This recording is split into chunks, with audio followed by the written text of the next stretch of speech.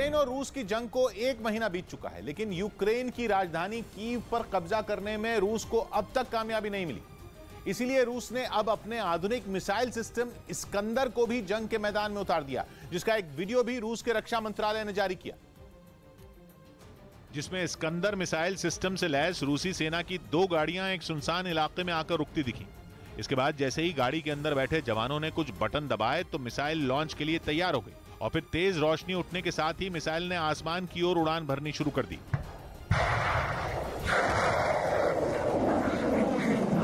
रूस ने इन मिसाइलों के जरिए सटीक निशाना साधकर यूक्रेन के एक मिलिट्री बेस को तबाह करने का दावा किया। बताया गया कि रूस ने इन मिसाइल सिस्टम को बेलारूस और यूक्रेन की सीमा के पास तैनात किया है, जिन्हें साल 2006 में रूसी सेना के बेड़े में शामिल किया गया था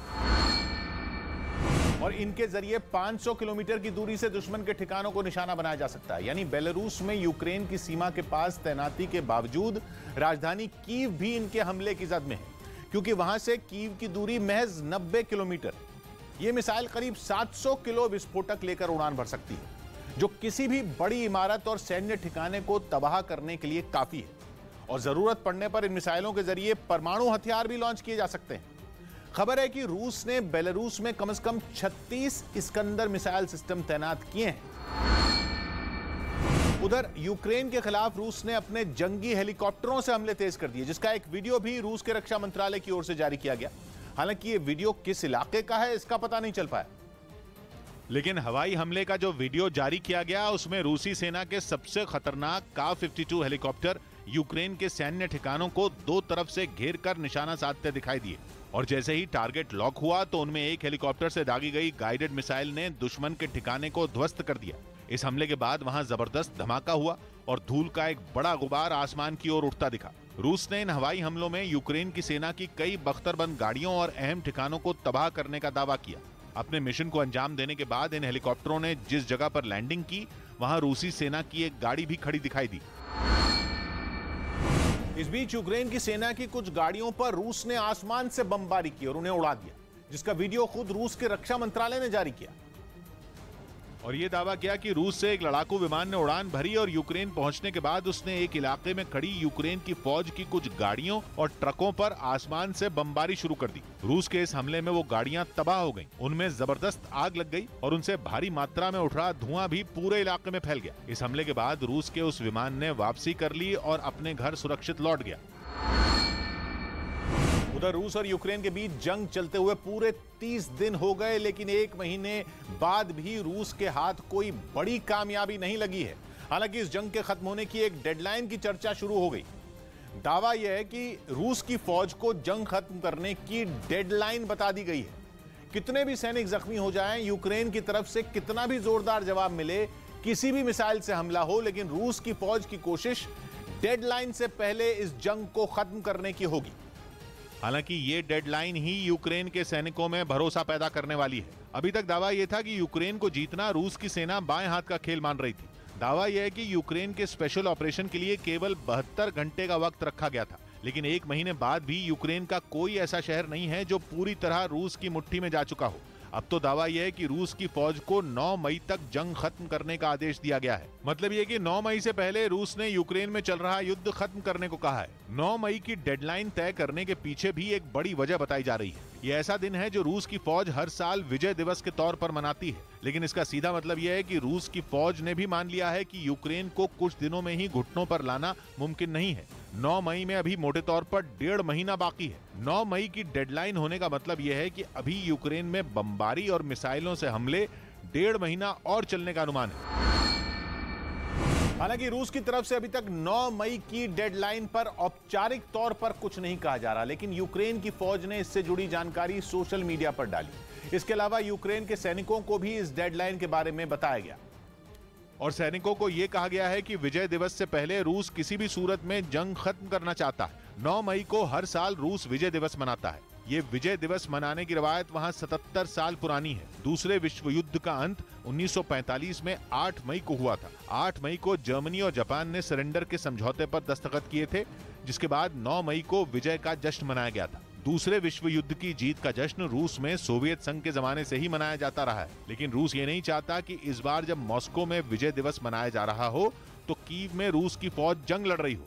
जब रूस की फौज खतरनाक हथियारों का प्रदर्शन कर रही हो तब दुनिया रूस की बेचारगी देख रही हो, और जब रूस 77 साल पुरानी जीत को याद कर रहा हो तब भी कीव में उसकी सेना संघर्ष ही कर रही हो। हर साल रूस की फौज मॉस्को में 9 मई को इसी तरह से जश्न मनाती है। जश्न में टैंकों से बख्तरबंद गाड़ियों तक और बैलिस्टिक मिसाइलों से एयर डिफेंस सिस्टम तक सब कुछ दिखाया जाता है। इसके अलावा रूस की वायुसेना भी इस जश्न में अपना दम दिखाती है। माना जा रहा है कि इसीलिए इस जंग को खत्म करने के लिए 9 मई की डेडलाइन रखी गई है।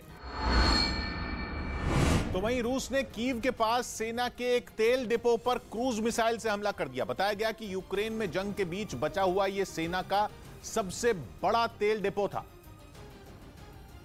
जिसे रूसी मिसाइल ने निशाना बनाया और हमले के बाद वहां आग लग गई। तेल डिपो से उठता गाढ़ा काला धुआं कई किलोमीटर दूर से ही दिखाई दिया। थोड़ी देर बाद वहां से आग की ऊंची लपटें भी उठती नजर आईं। जैसे जैसे वक्त बीतता गया तेल डिपो में लगी आग और भी भीषण होती गई। साथ ही वहां से निकले धुएं ने पूरे इलाके को अपनी चपेट में ले लिया।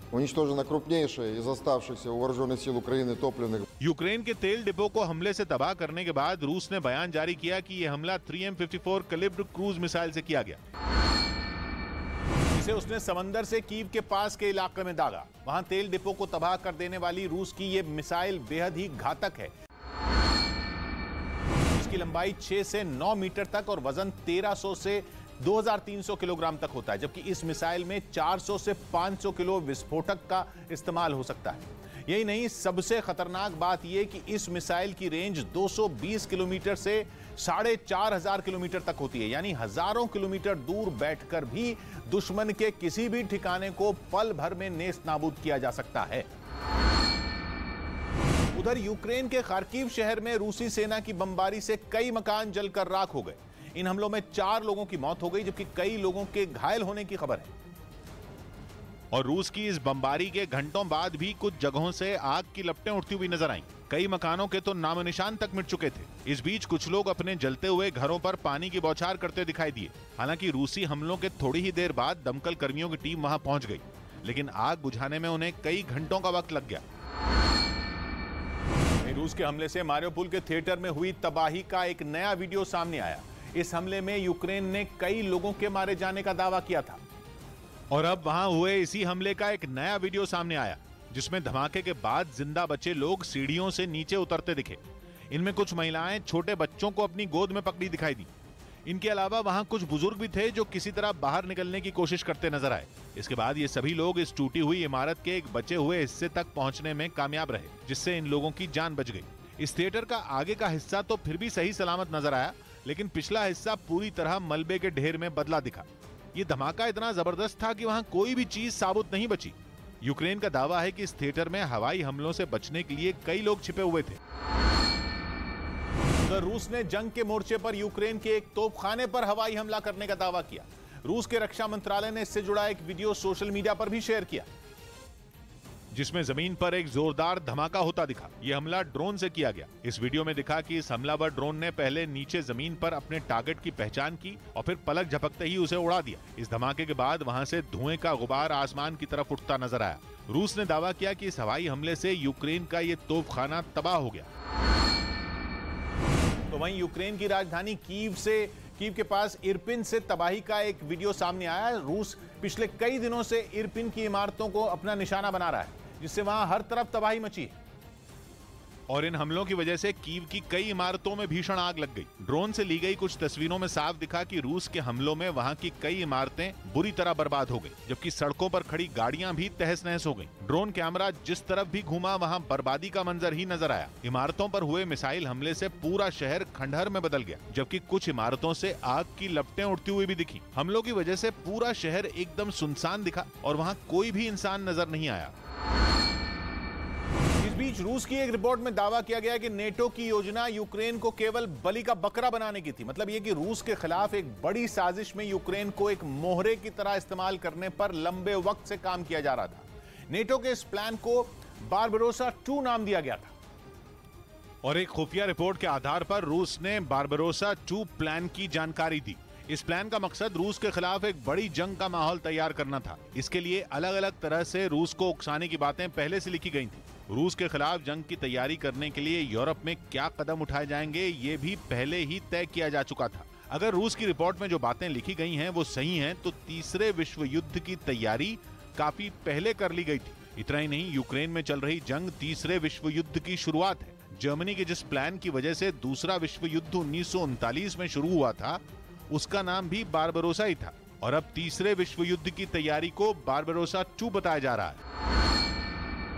तो एक ऐसा प्लान है जिसके तहत रूस को इस हद तक उकसाया जाएगा कि वो परमाणु बम के इस्तेमाल का फैसला कर ले, और एक बार परमाणु बम का इस्तेमाल कहीं भी हुआ तो विश्व युद्ध की शुरुआत मानी जाएगी, जिसका जवाब देने के लिए नेटो की सेनाएं ये भूल जाएंगी कि वो पोलैंड में हैं, यूक्रेन में हैं या फिर रूस में हैं। बारबरोसा 2 नाम के जिस प्लान की बात हो रही है उसके मुताबिक यूक्रेन के खार्किव में अमेरिका के हथियारों को तैनात करने की योजना कई साल पहले ही बना ली गई थी। यहाँ तक कि एस्टोनिया, जो नेटो का सदस्य देश नहीं है, वहाँ भी नेटो के हथियार पहुँचा दिए गए थे। और नेटो के जिस प्लान की वजह से नौबत जंग तक आ सकती थी, दावा यह है कि उस पर पिछले कई साल से लगातार काम हो रहा था, क्योंकि रिपोर्ट के मुताबिक नेटो रूस की सीमा के पास ऐसे तनावपूर्ण हालात बनाने के प्लान पर काम कर रहा था जिनकी वजह से रूस को हमेशा सीमा के पास युद्ध जैसे हालात में उलझा कर रखा जा सके। इस प्लान में यूक्रेन, फिनलैंड और एस्टोनिया जैसे छोटे देशों को शामिल किया गया था, लेकिन नेटो के बड़े प्लान की जानकारी शायद इन छोटे देशों को भी नहीं थी। इसके अलावा खार्किव में परमाणु हथियारों की तैनाती की योजना बनाई गई थी, जिसका जिक्र रूस पहले से कर रहा था। हालांकि नेटो के इस प्लान की रिपोर्ट पर न तो नेटो की तरफ से कुछ कहा गया और न ही अमेरिका की तरफ से कोई सफाई दी गई। हालांकि रूस का दावा यह है कि जर्मनी में इसी प्लान के तहत अमेरिका ने हाइड्रोजन बमों की एक बहुत बड़ी खेप पहले से भेज दी थी। मतलब यह कि अमेरिका और नेटो की फौजें अपनी तैयारी पहले से कर चुकी थी। लेकिन इस रिपोर्ट के आते ही यह जरूर साफ हो गया कि रूस इस तरह के प्लान के लिए पहले से तैयार है। अगर जंग की नौबत आई तो नेटो और रूस दोनों पूरी तरह तैयार है। यानी यूक्रेन अगर वाकई एक मोहरा है तो तीसरे विश्व युद्ध की शुरुआत हो चुकी है। उधर रूस की खुफिया एजेंसी एफएसबी यानी फेडरल सिक्योरिटी सर्विस ने सीक्रेट जानकारी लीक करने के आरोप में एक संदिग्ध को गिरफ्तार कर लिया। बताया गया कि उसने यूक्रेन के खुफिया विभाग को कई अहम जानकारियां भेजी थी और इस बात का पता चलते ही एफएसबी के एजेंट उनके दफ्तर पहुंच गए। वहां अंदर जाते ही उन्होंने आरोपी को काम करने से रोक दिया, जिसके बाद उसने अपने दोनों हाथ ऊपर उठा लिए। उनमें एक एजेंट आरोपी से पूछताछ करने लगा, जबकि दूसरा गिरफ्तारी की इस पूरी घटना का वीडियो बनाता रहा। इसके बाद उस आदमी से कागज पर दस्तखत लिए गए और फिर उसे एक गाड़ी में बैठाकर दूसरी जगह ले जाया गया। वहां आरोपी शख्स के दोनों हाथ हथकड़ी से बंधे नजर आए। यूक्रेन को सीक्रेट जानकारी लीक करने के आरोपी को एक लंबे गलियारे से होते हुए ले जाया गया और फिर उसे जेल में बंद कर दिया गया। गिरफ्तारी का यह वीडियो खुद रूस की खुफिया एजेंसी ने जारी किया। लेकिन इस बीच रूस की इसी फेडरल सिक्योरिटी सर्विस से जुड़ी एक सनसनीखेज खबर सामने आई। खबर के मुताबिक एफएसबी रूस के राष्ट्रपति पुतिन का तख्ता पलट कर सकती है, जिसका खतरा यूक्रेन के साथ जंग के लंबा खिंचने के साथ ही बढ़ता जा रहा है। एक वेबसाइट की रिपोर्ट के मुताबिक यूक्रेन के साथ युद्ध इतने दिनों तक चलने की वजह से रूस में खुफिया एजेंसी के अधिकारियों की नाराजगी बढ़ती जा रही है, और ऐसा इसलिए क्योंकि उन्होंने युद्ध के इतने दिनों तक चलने की उम्मीद नहीं जताई थी। खबर के मुताबिक पिछले महीने 24 फरवरी को जब रूस ने यूक्रेन पर हमला किया तो माना जा रहा था कि युद्ध ज्यादा दिनों तक नहीं चलेगा, पर ऐसा हुआ नहीं। यूक्रेन की सेना ने रूस के हमलों का जोरदार जवाब दिया और 1 महीने से ज्यादा वक्त हो गया, लेकिन जंग अब भी चल रही है। इसके बाद माना जा रहा है कि पुतिन की सेना अब अपने ही सैन्य अभियान में फंसती जा रही है। खबर है कि जंग के इतने दिनों तक खिंचने के लिए पुतिन ने एफएसबी के अधिकारियों को जिम्मेदार बताया था, जिसके बाद रूस की खुफिया एजेंसी के अधिकारियों में पुतिन के खिलाफ असंतोष बढ़ गया। बताया गया कि कई देशों की तरफ से लगाए गए प्रतिबंधों ने भी पुतिन के खिलाफ नाराजगी को बढ़ा दिया। खबर के मुताबिक अगर यह युद्ध इसी तरह जारी रहता है तो रूस की सुरक्षा सेवाओं में शामिल लोगों के विद्रोह की संभावना और बढ़ सकती है। तो वहीं रूस की ओर से परमाणु हमले की आशंका के बीच फ्रांस ने परमाणु बमों से लैस पनडुब्बियों को समंदर में उतार दिया। फ्रांस की सेना ने करीब 30 साल बाद एक साथ इस तरह की 3 सबमरीन तैनात करने का फैसला किया। जिनको लेकर दावा किया गया कि ये समंदर के अंदर से ही परमाणु हथियारों से लैस मिसाइलों को लॉन्च कर सकती हैं। यही नहीं, परमाणु ऊर्जा से चलने वाली ये सबमरीन दुनिया में कहीं भी जा सकती हैं और महीनों तक पानी के अंदर छिपी रहती हैं। खबर है कि फ्रांस की एक परमाणु पनडुब्बी पहले ही अटलांटिक महासागर में गश्त कर रही है, जिसका साथ देने के लिए 2 और सबमरीन को रवाना कर दिया गया। और बताया गया कि इससे पहले फ्रांस ने शीत युद्ध यानी कोल्ड वॉर के आखिरी दौर में एक साथ इस तरह की 3 पनडुब्बियों को समंदर में तैनात किया था, जिनमें हर एक सबमरीन परमाणु बम से लैस 16 मिसाइलों को ले जा सकती है और हर मिसाइल में करीब 150 किलो टन की क्षमता का परमाणु बम लोड किया जा सकता है, जिनको करीब 8000 किलोमीटर की दूरी से दुश्मन के ठिकाने की ओर दागा जा सकता है। खबर है कि इन पनडुब्बियों को अटलांटिक महासागर के लिए रवाना करने से पहले फ्रांस ने परमाणु मिसाइल का भी सफल परीक्षण किया था। इस बीच यूक्रेन के रक्षा विभाग ने रूस की सेना पर किए गए हमलों का एक वीडियो जारी किया। यूक्रेन लगातार रूस के कई सैनिकों को मार गिराने और उसे बड़े नुकसान पहुंचाने का दावा करता आ रहा है और इसकी एक झलक इस वीडियो में दिखी। वीडियो में कई रूसी सैनिकों के शव और जलती हुई बख्तरबंद गाड़ियां नजर आईं। इन तस्वीरों में कुछ गाड़ियां आग की लपटों में घिरी हुई भी दिखी। वीडियो में एक जगह रूस के टैंक को निशाना बनाया गया, जिससे पल भर में वो तबाह हो गया। रूस के जब्त किए गए फाइटर प्लेन, टैंक और गाड़ियां भी वीडियो में दिखाई दी। दोनों तरफ के सैनिकों की आमने सामने की जंग की तस्वीरें भी जारी की गई। वीडियो में यूक्रेन ने दावा किया कि 1 महीने की जंग में रूस उसका कुछ नहीं बिगाड़ पाया और जल्द ही उसकी जीत होगी। वहीं यूक्रेन की राजधानी कीव के मेयर विताली क्लिचको ने रूस को फिर चुनौती दे दी। इस युद्ध को पूरा 1 महीना हो चुका है और अब कीव पर भी हमले तेज कर दिए गए और इसी का जवाब देने के लिए राजधानी कीव के मेयर सामने आए। इसके लिए उन्होंने खुद एक नक्शे के आगे अपना वीडियो बनाया। इस वीडियो के जरिए उन्होंने पुतिन और उनकी पलटन को निशाने पर लिया। साथ ही उन्होंने साफ किया कि न तो वो झुकेंगे और न ही उनके यूक्रेन के लोग। Ми нічого не забудемо і нічого не пробачимо। कीव के मेयर वर्ल्ड बॉक्सिंग चैंपियन भी रह चुके हैं और उन्होंने पिछले ही दिनों रूसी सेना के खिलाफ हथियार भी उठा लिए थे। वो रूस के खिलाफ काफी गुस्से में है और यह गुस्सा इसलिए क्योंकि पिछले 1 महीने में इस दौरान कई निर्दोष लोगों को अपनी जान गंवानी पड़ी और कीव के मेयर का दावा है कि अकेले राजधानी में इस जंग से 75 नागरिकों की मौत हो गई। इनमें 4 बच्चे भी शामिल हैं जो रूस की गोलाबारी का शिकार हुए। उधर यूक्रेन ने दावा किया कि रूस के जब्त टैंकों की वजह से उसके टैंकों की तादाद बढ़ गई। इसके अलावा उसने रूस के करीब 250 से ज्यादा टैंकों को तबाह कर दिया और जंग के दौरान 100 से ज्यादा रूसी टैंकों को जब्त करने का भी दावा किया। क्योंकि जब यूक्रेन के अलग अलग शहरों में रूसी फौज अपने टैंकों के साथ दाखिल हुई तो उनका सामना पहले तो इलाके के लोगों से हुआ, जिसमें कई टैंकों पर उन्होंने कब्जा कर लिया। इतना ही नहीं, दावा तो यह भी है कि जमीन पर हुई लड़ाई में भी कई जगह यूक्रेन के सैनिक रूस के सैनिकों पर भारी पड़े और छिपकर वार कर उनके टैंकों को जब्त कर लिया। बताया गया कि यूक्रेन के 74 टैंक इस जंग में बर्बाद हुए तो वहीं रूस के 117 टैंकों को हासिल करने में यूक्रेन की सेना कामयाब रही, जिन्हें अब वो रूस के खिलाफ ही इस्तेमाल कर रही है। तो वहीं 1 महीने से जारी महायुद्ध के बीच यूक्रेन ने रूस के कई सैनिकों को बंदी बनाने का दावा किया। एक तरफ रूस लगातार यूक्रेन के कई शहरों पर हमलों को अंजाम दे रहा है, दूसरी तरफ यूक्रेन भी रूस को बड़ा नुकसान पहुंचाने का दावा कर रहा है, जिसको सही साबित करने के लिए यूक्रेन की सेना ने एक वीडियो जारी किया। दावा किया गया कि इस वीडियो में नजर आ रहे सैनिक रूस के हैं। घुटनों के बल जमीन पर बैठे इन सैनिकों के हाथ भी बंधे हुए नजर आए, जबकि यूक्रेन की सेना के कई जवान बंधक बनाए गए इन फौजियों को घेरे दिखे। ये कोई पहली बार नहीं है जब यूक्रेन की सेना ने रूस के जवानों को बंधक बनाने का दावा किया। इससे पहले भी कई बार यूक्रेन वीडियो जारी कर इस तरह के दावे कर चुका है। उधर यूक्रेन के पड़ोसी देशों के नेताओं ने रूसी हमले के बीच ज़ेलेंस्की से मुलाकात की। इसके लिए ये सभी नेता यूक्रेन की राजधानी कीव पहुंचे, जहां यूक्रेन के राष्ट्रपति ने खुद उनका स्वागत किया। जिन देशों के नेताओं ने ज़ेलेंस्की से मुलाकात की उनमें यूरोप के देश एस्टोनिया, लातविया और लिथुआनिया शामिल रहे। ये सभी नेता इन देशों की संसद में स्पीकर हैं।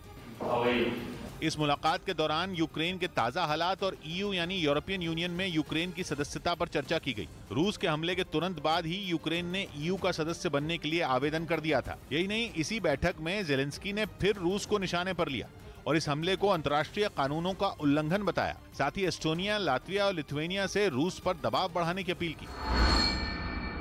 वहीं नेटो की बैठक में ज़ेलेंस्की के यूक्रेन पर केमिकल बम से हमले के दावे के बाद बाइडेन ने रूस को चेतावनी दी। एक दिन पहले बेल्जियम में हुई नेटो की बैठक में ज़ेलेंस्की ने वीडियो कॉन्फ्रेंसिंग के जरिए संबोधित किया था। और दावा किया था कि रूस ने यूक्रेन में फॉस्फरस बॉम्ब का इस्तेमाल किया, जिसमें बच्चे भी मारे गए। До речі, зранку були фосфорні бомби. Фосфорні російські бомби. Вбиті знов дорослі і знов вбиті діти. जेलेंस्की का यह दावा चौंकाने वाला था, क्योंकि रूस ने केमिकल वेपन्स कन्वेंशन साइन की हुई है, जिसकी वजह से वो रिहायशी इलाकों में फॉस्फरस बॉम्ब का इस्तेमाल नहीं कर सकता। यही वजह रही कि जेलेंस्की की बात सुनकर अमेरिका के कान खड़े हो गए और उसने रूस को ये चेतावनी दे डाली कि अगर उसने केमिकल बॉम्ब का इस्तेमाल किया तो अमेरिका इसका जवाब देगा। We would respond if he uses it. Zelensky पहले भी ये दावा कर चुके हैं कि रूस नाजी जर्मनी के हथियारों से उसे निशाना बना रहा है, क्योंकि कहा जाता है कि फॉस्फरस बॉम्ब दूसरे विश्व युद्ध के दौरान हिटलर का मनपसंद हथियार हुआ करता था। फॉस्फरस बॉम्ब सफेद फॉस्फरस केमिकल से बनता है, जिसे लहसुन जैसी तेज गंध से आती है। केमिकल इंडस्ट्री में सफेद फॉस्फरस आग भड़काने वाले एजेंट के तौर पर इस्तेमाल होता है। जब फॉस्फरस बॉम्ब फटता है तो ऐसा लगता है जैसे पटाखा हो, क्योंकि उससे एक जोरदार आवाज होती है, हर तरफ घना सफेद धुआं छा जाता है। होता क्या है कि जब फॉस्फरस बॉम्ब फटता है तो उसमें मौजूद सफेद फॉस्फरस केमिकल हवा में मौजूद ऑक्सीजन से रिएक्ट करता है और खुद ब खुद सुलग उठता है, और सफेद धुआं होता है जो इतना खतरनाक होता है कि अगर कोई शख्स उस वक्त सांस ले तो उसके फेफड़े जवाब देने लगते हैं, लोगों की दम घुटने से मौत तक हो जाती है।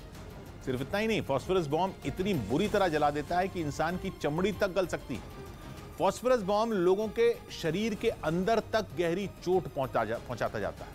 जो इसका हमला जेल भी जाते हैं, उनके कुछ अंग काम करना बंद करते हैं, यहां तक कि वो जीवन भर के लिए अपंग भी हो सकते हैं। इसी वजह से फॉस्फरस बॉम्ब के हथियार के तौर पर इस्तेमाल पर सीधा बैन है। आबादी वाले इलाकों में से चलाना गैर कानूनी है। हालांकि ऐसा नहीं है कि जंग में फॉस्फरस बॉम्ब चलाने पर पूरी तरह मनाही है। केमिकल वेपन्स कन्वेंशन में सफेद फॉस्फरस को केमिकल हथियार नहीं माना गया है, इसलिए जंग के मैदान में उसका इस्तेमाल किया जा सकता है। जैसे दुनिया भर की सेनाएं अपने कवर के तौर पर फॉस्फरस बॉम्ब का इस्तेमाल करती हैं, क्योंकि उससे उठे घने धुएं के गुबार के पीछे सैनिक छिप जाते हैं और दूसरे देश को उनकी मूवमेंट की भनक नहीं लगती। अपने टारगेट मार्क करने के लिए या बंकर और इमारतों को जलाने के लिए भी कई बार फौज युद्ध में फॉस्फरस बॉम्ब चलाती। उधर महायुद्ध में यूक्रेन के सैनिकों का साथ देने अमेरिका के कई वॉलंटियर मैदान जंग में उतर गए। अमेरिका भले ही खुलकर यूक्रेन का साथ देने नहीं आया, लेकिन अमेरिका के ये वॉलंटियर रूस के खिलाफ मोर्चा संभालने यूक्रेन पहुंच गए, जिसका एक वीडियो भी सामने आया, जिसमें कीव की सड़कों पर ये अमेरिकी वॉलंटियर सेना की वर्दी पहने एक दीवार की आड़ में तैनात नजर आए। हालांकि वीडियो में कोई गोलाबारी तो नहीं दिखी, लेकिन इनके सामने का एक मकान जलता दिखा। ऐसा लगा जैसे वीडियो बनाने से थोड़ी देर पहले ही वहां हमला हुआ हो।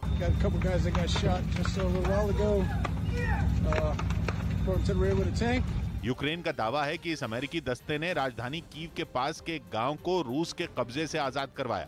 बताया गया कि यह गांव पिछले 1 महीने से रूस की फौज के कंट्रोल में था। अमेरिका से आई हथियारबंद टोली की मदद से यूक्रेन ने फिर से अपने कब्जे में ले लिया।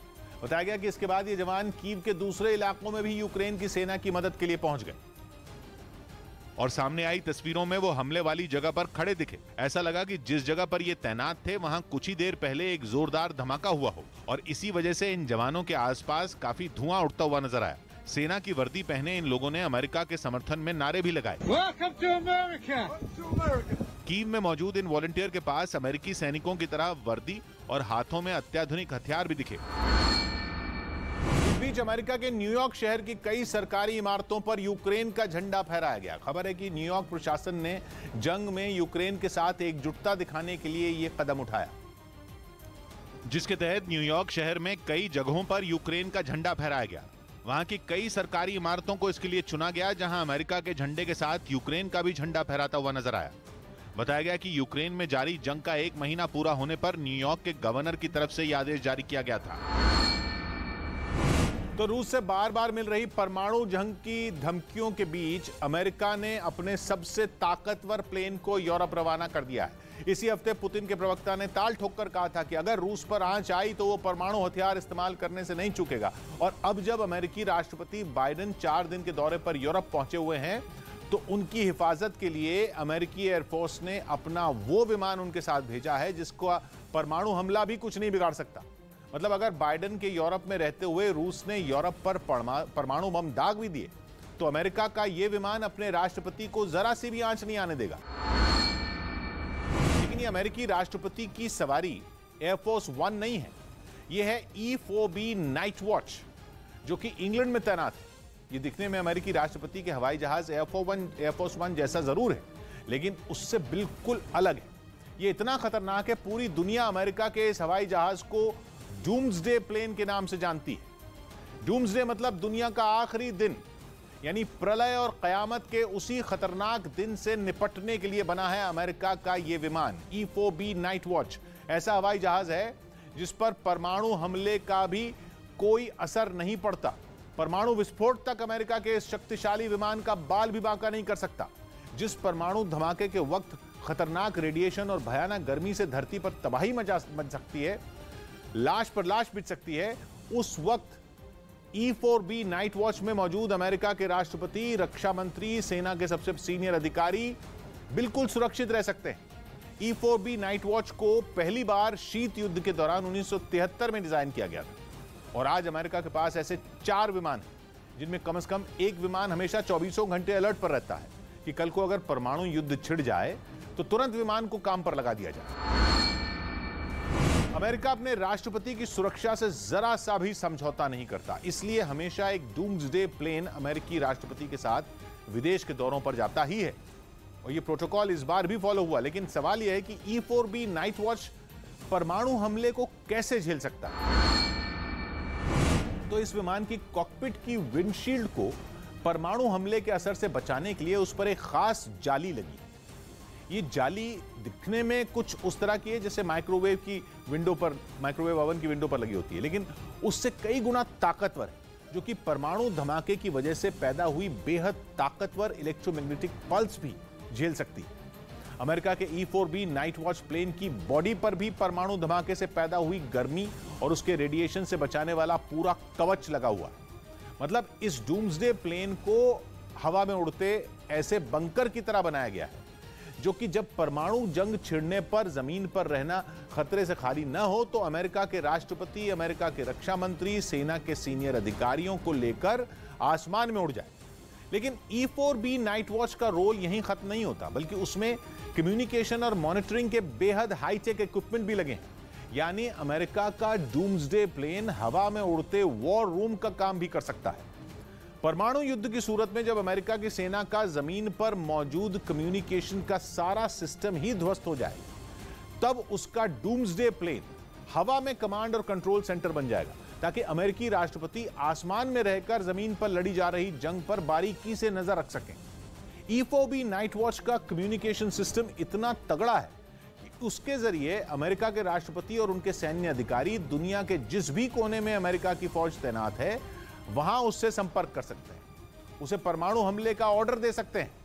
यहां तक कि डूम्सडे प्लेन अमेरिका के राष्ट्रपति के ऑर्डर को नीचे पानी के अंदर मौजूद परमाणु पनडुब्बियों और इंटरकॉन्टिनेंटल बैलिस्टिक मिसाइलों तक भी पहुंचा सकता है। इन्हीं वजहों से E-4B नाइट वॉच को अमेरिका का उड़ता पेंटागन भी कहा जाता है, मतलब अमेरिका का उड़ता रक्षा मंत्रालय, लेकिन असली पेंटागन से भी ज्यादा हाईटेक और सुरक्षित। भले ही अमेरिका के डूम्सडे प्लेन की पूरी ताकत इस्तेमाल करने की नौबत अभी नहीं आई है, लेकिन फिर भी अमेरिकी एयरफोर्स के सदस्य 24 घंटे उसमें काम करते हैं।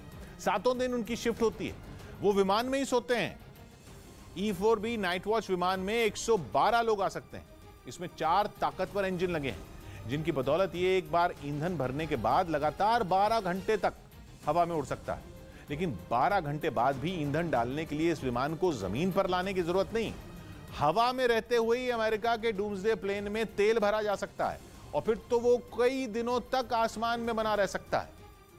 अपनी इन्हीं खासियतों की वजह से 3 साल पहले इसकी कीमत 22 करोड़ 30 लाख डॉलर आंकी गई थी, मतलब कि भारतीय रुपयों में 1700 करोड़ से भी ज्यादा। अमेरिका का डूम्सडे प्लेन इतना महंगा है कि उसे 1 घंटे के लिए उड़ाने के लिए करीब $1,60,000 का खर्च आता है, मतलब भारतीय रुपयों में 1 करोड़ 21 लाख रुपए से भी ज्यादा का खर्च। इस लिहाज से अमेरिकी वायुसेना का यह सबसे महंगा विमान है। रूसी सेना ने यूक्रेन की राजधानी कीव के एक इलाके में भीषण बमबारी की, जिससे वहां की कई इमारतों में आग लग गई। इन हमलों के बाद वहां बड़े पैमाने पर राहत और बचाव का काम शुरू किया गया। लेकिन इसी बीच रूस के लड़ाकू विमानों ने फिर उस इलाके को निशाना बनाया, जिससे रेस्क्यू टीम की भी मुश्किलें बढ़ गईं। इन ताबड़तोड़ हमलों की वजह से वो इलाका धुएं के गुबार से ढक गया। यही नहीं, चारों तरफ इतना अंधेरा छा गया कि दिन में भी आसपास की चीजें ठीक से नहीं दिख रही थीं। इसके बावजूद वहां पहुंचे दमकल कर्मी जान जोखिम में डालकर अपने काम में जुटे दिखे। उन्होंने आग की लपटों में घिरी एक इमारत को बुझाने के लिए उसके दरवाजे को तोड़ दिया ताकि वो अंदर जाकर पानी की बौछार कर सकें। इस काम के लिए दमकल की कई गाड़ियां वहां नजर आईं। इस बीच अमेरिका के मिनेसोटा में एक चिड़ियाघर में बंद पुतिन की मौत हो गई। इस चिड़ियाघर में बंद पुतिन कोई और नहीं बल्कि 12 साल का एक बाघ था, जिसकी दिल का दौरा पड़ने से मौत हो गई। चिड़ियाघर प्रशासन ने इसकी जानकारी दी और अपने इस बाघ की मौत पर दुख जताया। बताया गया कि रूसी राष्ट्रपति व्लादिमीर पुतिन से मिलते जुलते नाम की वजह से ये बाघ अक्सर चर्चा में रहता था और उसे देखने के लिए दूर दूर से लोग चिड़ियाघर पहुंचते थे। लेकिन यूक्रेन युद्ध के बीच जैसे ही पुतिन की मौत की खबर आई, दुनिया भर में लोगों के कान खड़े हो गए। हालांकि तुरंत ही ये भी साफ हो गया कि ये पुतिन एक बाघ है जो अब इस दुनिया में नहीं रहा। इस बाघ का जन्म यूरोप के देश चेक रिपब्लिक में हुआ था और वहीं उसे पुतिन नाम दिया गया। इसके बाद वो 6 साल तक डेनमार्क में भी रहा। फिर पुतिन नाम के इस बाघ को अमेरिका के मिनेसोटा चिड़ियाघर लाया गया और वहीं उसने अपनी आखिरी सांस ली। उधर यूक्रेन में जंग के बीच एक अधिकारी का रूह कंपा देने वाला एक वीडियो सामने आया, जिसमें वो एक सैनिक का कान काटने की बात करता सुनाई दिया। कहा जा रहा है कि ये ऑडियो रूस के एक अधिकारी का है, जिसमें वो एक जूनियर अधिकारी से बात करता सुनाई दिया और उसने उसे एक सैनिक का कान न काटने पर डांटा। कहा जा रहा है कि ऐसा उसने सिर्फ इसलिए कहा क्योंकि सैनिक ने यूनिफॉर्म ठीक से नहीं पहनी थी।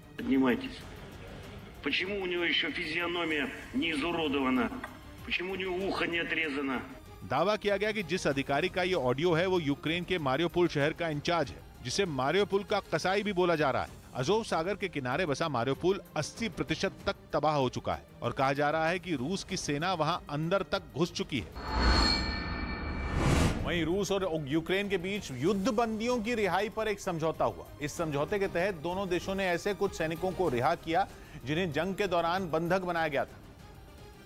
लेकिन दोनों देशों के बीच हुए समझौते के तहत ऐसे सैनिकों की रिहाई हो गई। काला सागर के रास्ते दोनों देशों ने नाव के जरिए एक दूसरे के सैनिकों को भेजा। बंदी बनाए गए सैनिकों की ये अदला बदली काला सागर में इसलिए हुई क्योंकि काला सागर से दक्षिणी यूक्रेन की सीमा भी लगती है और रूस के कब्जे वाले क्राइमिया की भी। दावा यह है कि रूस ने उन सैनिकों को भी रिहा कर दिया जिन्हें स्नेक आइलैंड से बंधक बनाया गया था। काला सागर में स्नेक आइलैंड नाम के टापू पर रूस ने जंग के शुरुआती दिनों में ही कब्जा कर लिया था। उस हमले की एक ऑडियो रिकॉर्डिंग भी वायरल हुई थी जिसमें यूक्रेन के सैनिकों को सरेंडर करने का मौका दिया गया था। उधर खबर है कि जंग के बीच पुतिन के अपने ही उनका साथ छोड़ रहे हैं, जिनमें रूस के एक बड़े अधिकारी अनातोली चुबाई का नाम शामिल है, जो रूस का एक जाना माना नाम है और करीब 3 दशक तक वहां के बड़े बड़े पदों पर रह चुके हैं। लेकिन युद्ध के बाद इस्तीफा देने वाले अधिकारियों में उनका नाम भी जुड़ गया। यूक्रेन में युद्ध के बाद रूस के कई हाई प्रोफाइल नेताओं और अधिकारियों ने अपने पद छोड़े हैं, जिनमें रूस के पूर्व उप प्रधानमंत्री और अंतर्राष्ट्रीय शतरंज महासंघ के मौजूदा अध्यक्ष भी शामिल।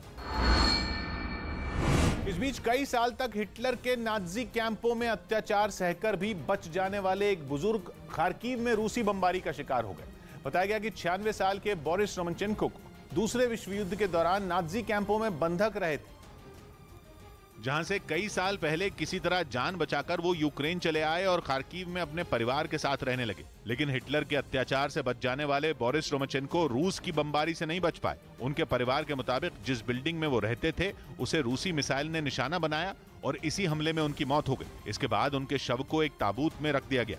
वहां उनको अंतिम विदाई देते वक्त परिवार के लोग फूट फूट कर रोते नजर आए। थोड़ी देर बाद ही पूरी रस्मों के साथ उनको दफना दिया गया। यूक्रेन के राष्ट्रपति जेलेंस्की ने भी बोरिस रोमनचेन्को के निधन पर शोक जताया। तो वहीं यूक्रेन की राजधानी कीव के एक शमशान में युद्ध में मारे गए लोगों के अस्थि कलशों का अंबार लग गया। बताया गया कि रूसी हमले में जान गंवाने वाले इन सभी लोगों के अंतिम संस्कार के बाद उनके घर वाले उनकी अस्थियों को लेने नहीं आ पाए, जिसकी वजह से कीव के एक शमशान में बड़ी तादाद में अस्थि कलश जमा हो गए। दावा है कि इन सभी लोगों की मौत रूस के हवाई हमले में हुई, क्योंकि जब बमबारी हुई तो कीव की कई इमारतों में आग भड़क उठी और वहां रहने वाले कई लोग या तो उनमें फंस गए या फिर मिसाइलों का निशाना बन गए, जिससे उनकी मौत हो गई। 15 марта где-то в 4:30, в 4:30. जिसके बाद उन लोगों के अंतिम संस्कार तो कर दिए गए, लेकिन उनकी अस्थियों को लेने उनके घर वाले नहीं आ पाए, क्योंकि उनमें कई लोग जान बचाने के लिए सुरक्षित जगह की तलाश में कीव छोड़ चुके हैं। इसीलिए लावारिस अस्थियों को पूरी हिफाजत के साथ रख दिया गया। अस्थि कलशों पर मारे गए लोगों के नाम और पते भी लिख दिए गए, ताकि घर वाले जब आएं तो उन्हें परेशानी न हो।